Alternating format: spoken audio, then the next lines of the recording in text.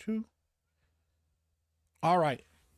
So this weekend I watched all 8 episodes of Fallout, the series by Amazon. And yeah, I definitely have some thoughts about it. To start, I was extremely impressed. I think they did an amazing job with the set design. I think that the costuming, the guns, the sound design, all of it is really good. It feels very accurate to Fallout. It feels very accurate to the lore. The way that they establish the vault and the vault dwellers and the way that they act versus the outside world, I think is really great. The Brotherhood of Steel, the armor, the power armor looks great. They use a lot of the sound effects like with Pip-Boy and stuff from the games. There's a lot of small details within this show that show that they know their stuff, they know the lore, and they really care about accuracy to Fallout. They didn't just throw random things in there and you go, what? That doesn't make any sense. Even like the drugs that they use and stuff, while they never call them out, like you know what Jet looks like, you know what Psycho looks like. So you watching these guys kind of utilize stuff and utilize items within the world, like I said, the guns and the gun sounds, stuff like that. Even, the inclusion of dog meat being in the show, I think was great. So kudos to them on that. I think that for the most part, the show is well cast.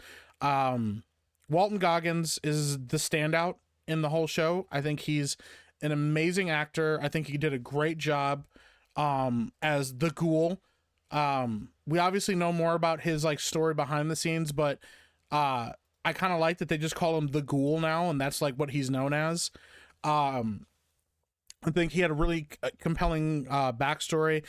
I love that they opened the show with him as like the one that establishes the world before and where he is now and what drives him and how he feels about this world compared to the world they lived in before. And I thought that was really cool. So Walton Goggins is a great standout. I think Ella Purnell as Lucy does a really great job as well. A little touch that they do early on is they establish her skills and her abilities and what she's good at and what she's not good at. Where she might know something about technology or herbology or something, but doesn't maybe she wasn't a huge fan of it, or she didn't love it, but they actually do a really interesting job of basically establishing her special without trying to say, hey, here's a thing from the video games that we're doing, or here's an over explanation of all of that. And I really, really liked that. I think the first few episodes are really well paced. And as the show goes on, there's some interesting things that like come out about the show, come out about the vault, come out about the real world. Lucy's story and how it intermingles with the Ghoul story, and also how Maximus is tied into these people and how his life was affected by other choices that certain characters made in the past, or or certain characters make in the moment. I think the Brotherhood of Steel as a kind of as a weird religious cult, I think that is a really interesting take on them, because we know there's different chapters of the Brotherhood of Steel. We know they act differently, they engage with each other differently. And I think that part of the show is really cool. I think that works really well for them. And so that part of it, like I said, the power armor looks cool. We get to see some monsters that are in the Fallout universe. And we get to see them interact with them and how scary they are, just like how scary they can be in the game when you get overwhelmed by them, or when you run into one and you're ill prepared, which I thought was really great as well. From start to finish, I think the show is it knows what it wants to do. It has a storyline that it's following. It has a resolution set before it. And so even though we get to the end of season 1 and there's definitely a promise of more, you do feel like there was a through line, a story that started and finished, and it feels very much like a quest in a video game. They even kind of like allude to that with people's Pip-Boys having like location markers so they can go from A to Z, and that's how they know where they're going and how to find things. The Pip-Boy has a lot of really subtle things that happen, but it's how they use it is how we use it in the games, and that's awesome. I think that was a really, really awesome touch on things. That's the good. Now the bad. The bad. To start, I think one of the most glaring issues with this show is Maximus. I think he is one of the worst protagonists I've seen in a show, period. It's like he's like a bumbling idiot with no charisma and not enough funny to redeem his bumbling idiocy.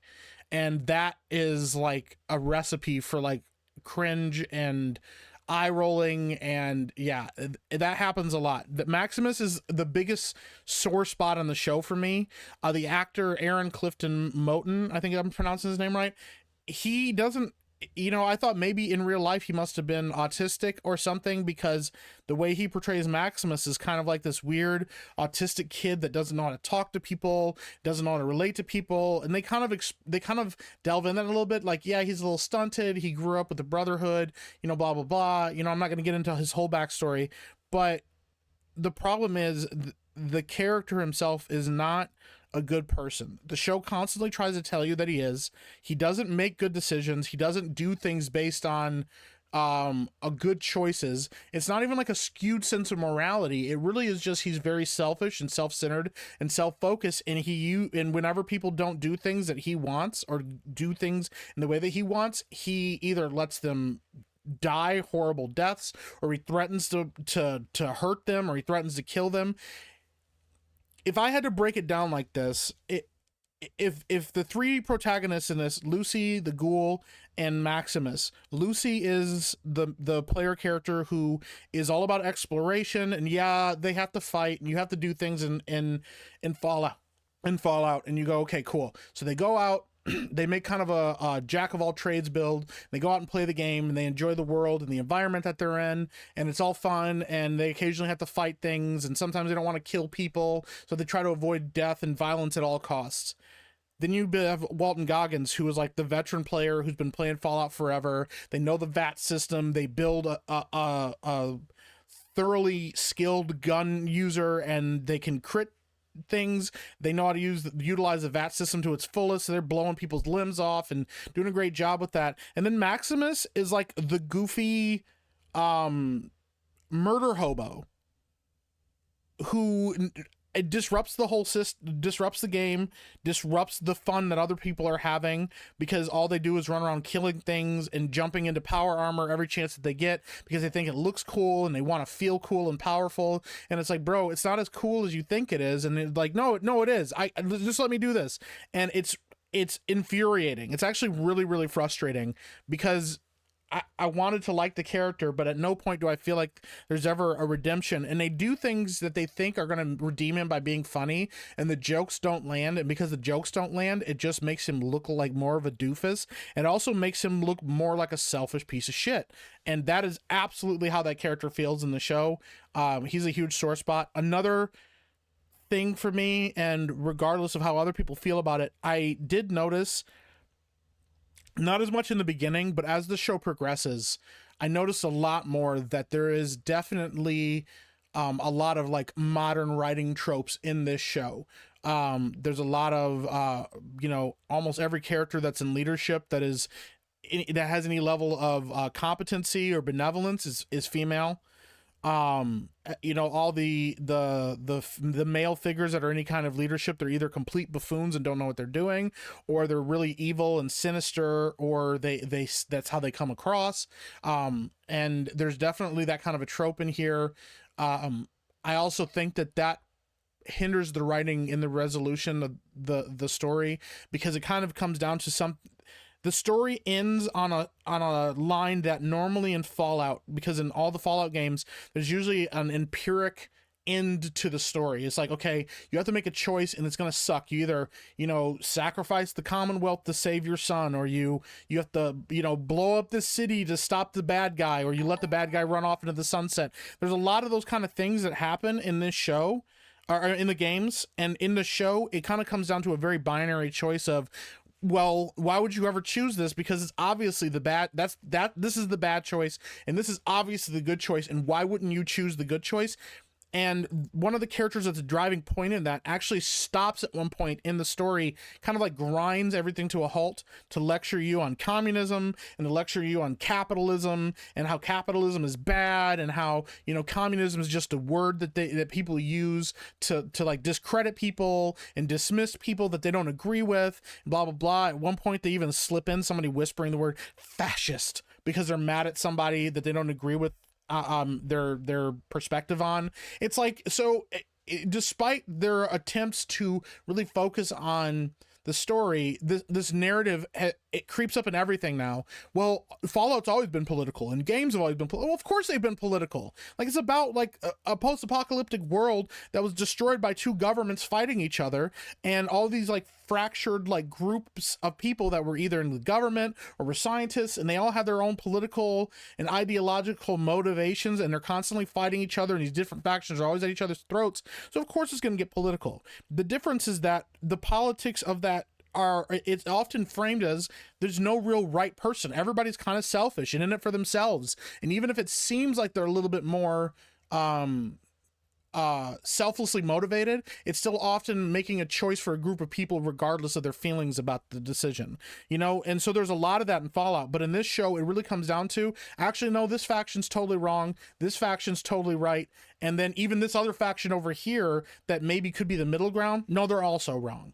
And that kind of left a sour taste in my mouth at the very end. I thought that the climax kind of, the resolution, the ending kind of kind of fell flat to me. I don't think they stuck the landing.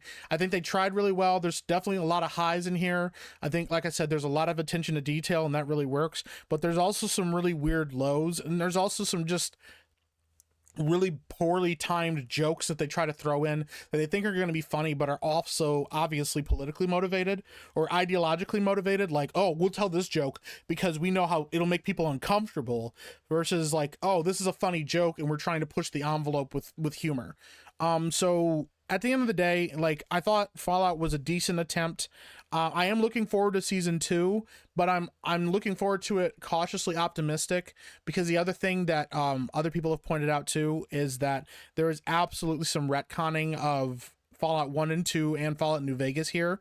And the question is this an attempt to retcon those stories because they weren't official Bethesda properties, or are they trying to restructure the timeline in a way where all of these stories can play out together and you can kind of address the previous games and what's happened? But I don't, you know, it's kind of made the timeline a mess for what we know of the Fallout series. And I think that is for hardcore fans something that should be noticed and should be concerning, considering these games are considered canon based on how they affect the world. And because they acknowledge Fallout 3, Fallout 4 so much, they should acknowledge Fallout 1 and 2, and they should address Fallout New Vegas. And the fact that those stories seemingly get retconned or they get teased, and I'm like, well, I don't need an adaptation of more of New Vegas if we already know what the story of New Vegas is and stuff. So it'll be interesting to see what the future is. I'm cautiously optimistic. If I had to grade this on a scale of like A to F, I'd probably give it probably a C plus.